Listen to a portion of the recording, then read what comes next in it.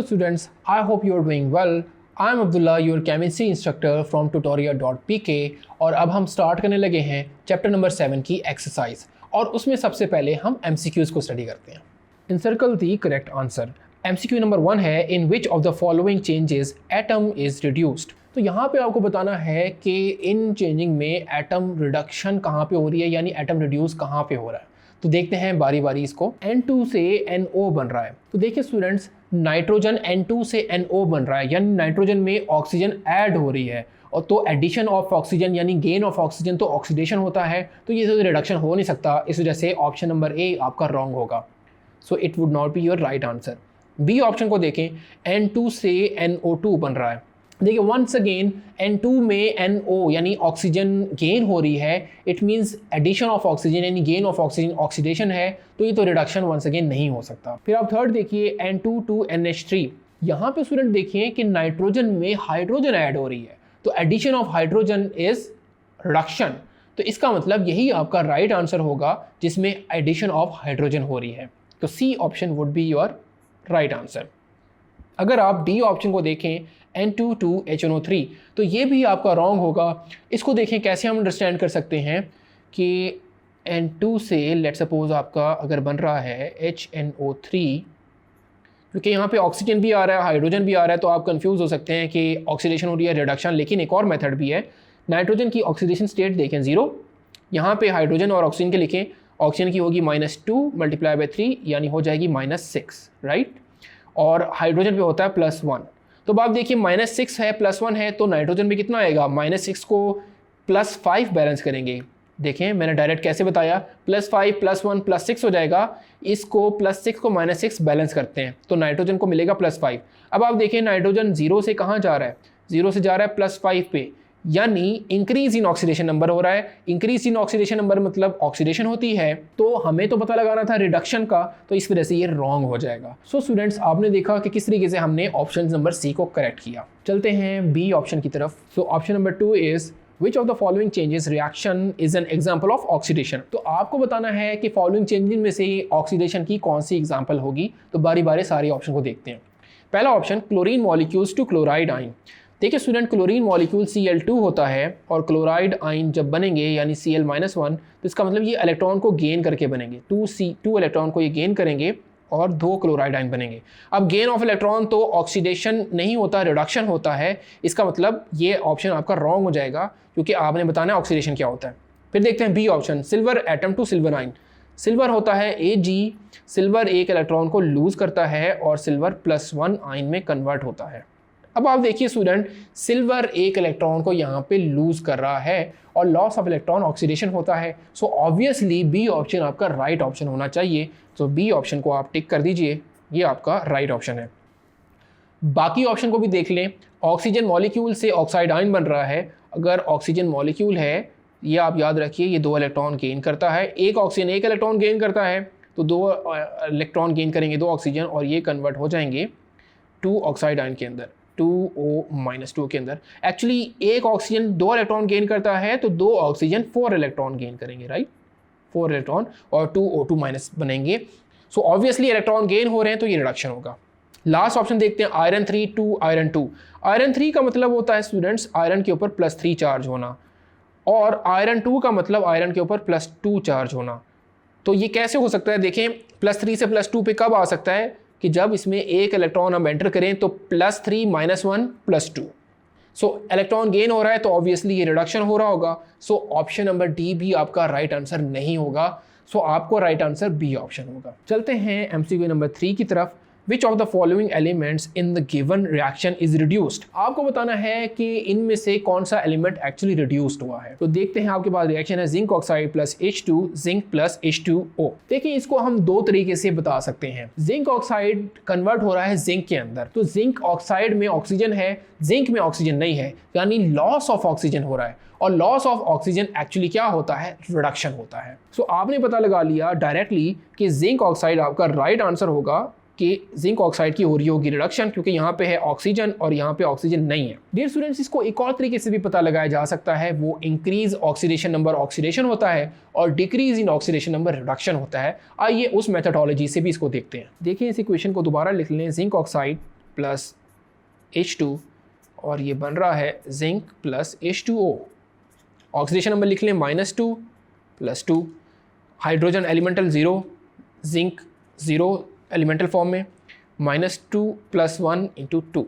तो अब आप देखिए जिंक +2 से 0 पे जा रहा है, यानी ऑक्सीडेशन नंबर डिक्रीज़ हो रहा है। इसका मतलब ये हो रही है रिडक्शन, और जिस एलिमेंट की रिडक्शन होती है वो रिएक्टेंट आपका रिड्यूसिंग एजेंट कहलाता है, और ऑक्सीडाइजिंग एजेंट कहलाता है, और वो मेटल रिड्यूस हो रहा होता है। तो हमने पता लगाना था विच of the following reaction is reduced, तो जिंक ऑक्साइड आपका राइट आंसर है, जो कि हमने 2 तरीके से आपको बता दिया। आइए स्टूडेंट्स मूव करते हैं पार्ट नंबर 4 की तरफ। Part number 4 is consider the following reaction H2S + Cl2 2HCl + sulphur. देखिए स्टूडेंट्स, यहाँ पे सल्फर के साथ H2S में हाइड्रोजन है, लेकिन अगर आप प्रोडक्ट साइड पे देखें वहाँ पे हाइड्रोजन नहीं है। इसका मतलब हाइड्रोजन यहाँ से लॉस हो रहा है। इसका मतलब यहाँ पे हो रही है ऑक्सीडेशन। तो H2S की हो रही है ऑक्सीडेशन, क्योंकि सल्फर में देखें यहाँ पे सल्फर के साथ हाइड्रोजन है, लेकिन यहाँ पे हाइड्रोजन नहीं है, तो सल्फर में से हाइड्रोजन लॉस हो रहा है, और लॉस ऑफ हाइड्रोजन ऑक्सीडेशन होता है। और वो रिएक्टेंट जिसमें से एलिमेंट की ऑक्सीडेशन हो रही हो, वो पूरा रिएक्टेंट रिड्यूसिंग एजेंट कहलाता है। इट मीन्स कि H2S की अगर हम बात करें तो वो रिड्यूसिंग एजेंट कहलाएगा, और यही आपसे MCQs में पूछा हुआ है। So A option would be your right answer. आइए चलते मूव करते हैं पार्ट नंबर 5 की तरफ। Part 5 is the oxidation state of chromium in K2Cr2O7 is. तो देखिए स्टूडेंट्स, मैंने आपको एग्जाम्पल में इसको डिटेल से सॉल्व करना बताया है। यहाँ पे टाइम बचाने के लिए, क्योंकि MCQs में टाइम शॉर्टेज होती है, तो मैं डायरेक्ट मेथड आपको बता देता हूँ कि हम कैसे क्रोमियम का ऑक्सीडेशन स्टेट डायरेक्टली निकालेंगे। तो आइए देखते हैं। हमारे पास एग्जाम्पल है K2Cr2O7 की। तो आप यहाँ पर लिखें K2Cr2O7 पोटाशियम डाइक्रोमेट। अब यहाँ पे पोटाशियम क्योंकि फर्स्ट ग्रुप का एलिमेंट है तो +1 होगा, मल्टीप्लाई विद 2 कर दें, और ऑक्सीजन के -2 होगा, 7 से मल्टीप्लाई कर दें।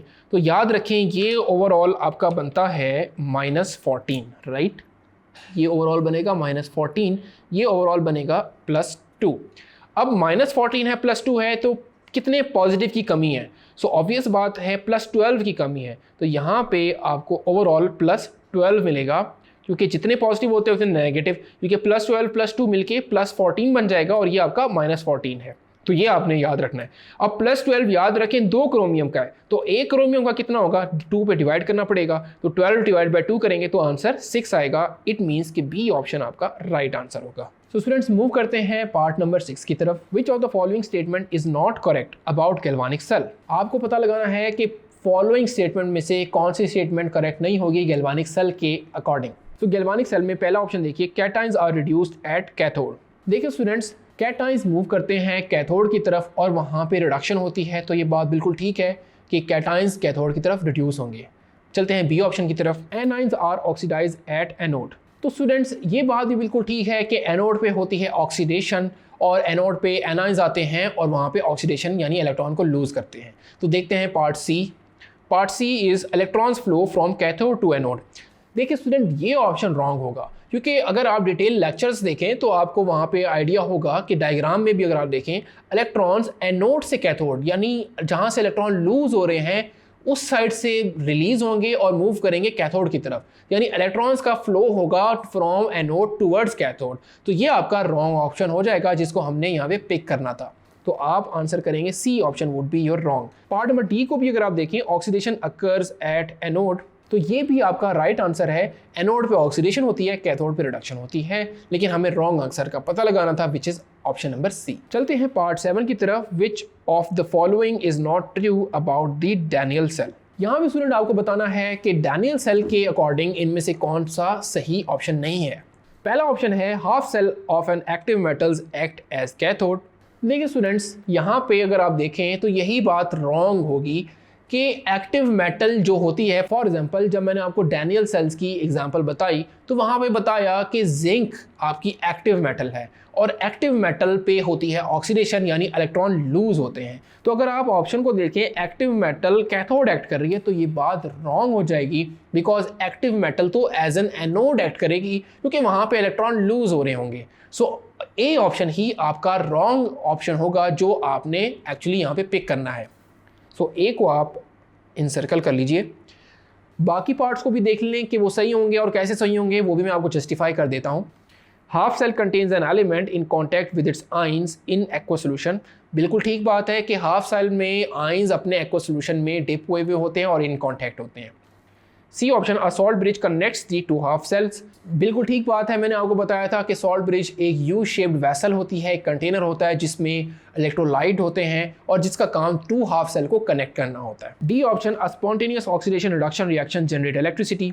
ये भी बिल्कुल ठीक बात है कि डैनियल सेल्स में एक स्पॉन्टेनियस रिएक्शन होता है जो कि खुद ब खुद एक रिएक्शन होता है जिसमें इलेक्ट्रिसिटी जनरेट होती है और आपको फ्लो ऑफ इलेक्ट्रॉन्स मिलता है। सो आपको तो रॉन्ग ऑप्शन पिक करना था, which is option number A. आइए स्टूडेंट्स, अब मूव करते हैं MCQs 8 की तरफ। Which of the following do not involve electrolytic process. आपको पता लगाना है कि इन ऑप्शंस में से किस में इलेक्ट्रोलाइटिक प्रोसेस नहीं होता। A option, refining of copper. देखिए स्टूडेंट्स, लेक्चर में हमने पढ़ा जब भी कॉपर की रिफाइनिंग करते हैं तो इसमें इलेक्ट्रोलाइटिक प्रोसेस यूज होता है, तो ये तो आपका राइट होगा, यानी आपको ये पिक नहीं करना। B option, manufacturing of sodium from NaCl। जब भी हमने सोडियम क्लोराइड की में से सोडियम मेटल को अलग किया तो हमने देखा ये भी इलेक्ट्रोलाइटिक प्रोसेस के जरिए होता है। इट मीन्स ये भी राइट आंसर होगा, जो कि आपको पिक नहीं करना। Electroplating of steel. देखिए स्टूडेंट्स, स्टील की इलेक्ट्रोप्लेटिंग में भी हमने देखा कि एक मेटल को स्टील के ऊपर हम एक्चुअली इलेक्ट्रोप्लेट करते हैं ताकि कोरोजन से बचाया जा सके, तो ये भी इलेक्ट्रोलाइटिक सेल्स वाला फिनोमेना है, तो ये भी आपका ऑप्शन पिक नहीं करना। Reduction of metal oxide by reducing agent. देखिए student, reduction of metal oxide ये आपका रिड्यूसिंग एजेंट के जरिए नहीं होता, इसका मतलब ये आपका रॉन्ग ऑप्शन होगा जिसको आपने यहाँ पे पिक करना होगा, यानी ये इलेक्ट्रोलाइटिक प्रोसेस नहीं होगा। So D option would be your right answer, जो कि आपको सेलेक्ट यहाँ पे करना है। ओके स्टूडेंट, मूव करते हैं MCQs नंबर 9 की तरफ। Galvanising is coating with zinc, coating with tin, coating with zinc, coating with chromium, coating with copper. देखो स्टूडेंट, गैल्वेनाइजिंग का हमने पढ़ा डिटेल में, coating with zinc. So B option your right answer कि zinc की जब आप कोटिंग करते हैं इसी फिनोमेना को गैल्वेनाइजिंग भी कहते हैं। आइए स्टूडेंट, मूव करते हैं पार्ट नंबर 10 की तरफ। Which of the following is true about Nelson cell. आपको पता लगाना है कि नेल्सन सेल के अकॉर्डिंग कौन सी स्टेटमेंट राइट है। पहला option, sodium metal is produced at anode. तो स्टूडेंट्स, सोडियम मेटल यहाँ पे एनोड पे प्रोड्यूस नहीं होती, इसका मतलब ये ऑप्शन रॉन्ग होगा, मैंने डिटेल में आपको नेल्सन सेल का बताया हुआ है। बी ऑप्शन देखिए, chlorine gas is produced at anode. देखिए स्टूडेंट, ये ऑप्शन बिल्कुल राइट होगा क्योंकि क्लोराइड आयन के ऊपर नेगेटिव चार्ज होता है और नेगेटिव यानी एन आयन एनोड की तरफ मूव होते हैं और अपने इलेक्ट्रॉन को लूज करते हैं, तो यानी क्लोराइड आयन मूव करेंगे एनोड की तरफ, वहाँ पे होगी ऑक्सीडेशन, इलेक्ट्रॉन को लूज करेंगे, क्लोरीन गैस बनाएंगे। इट मीन्स कि यही आपका राइट आंसर होगा नेल्सन सेल के according. So B option is your right answer. अगर आप ऑप्शन सी को देखिए, hydrogen gas is produce at anode, ये ऑप्शन भी आपका रॉन्ग हो जाएगा क्योंकि नेल्सन सेल की आप डिटेल देखेंगे तो हाइड्रोजन गैस एनोड पे प्रोड्यूस नहीं होती, क्योंकि एनोड पे तो नेगेटिव आयन जाते हैं, हाइड्रोजन पॉजिटिव आयन है। इसी तरह sodium ions are not reduce at cathode, तो ये ऑप्शन भी आपका रॉन्ग ऑप्शन होगा। सो स्टूडेंट्स, यहाँ पे आपके MCQs एंड हो जाते हैं। अब हम मूव करेंगे एक्सरसाइज के क्वेश्चन आंसर की तरफ।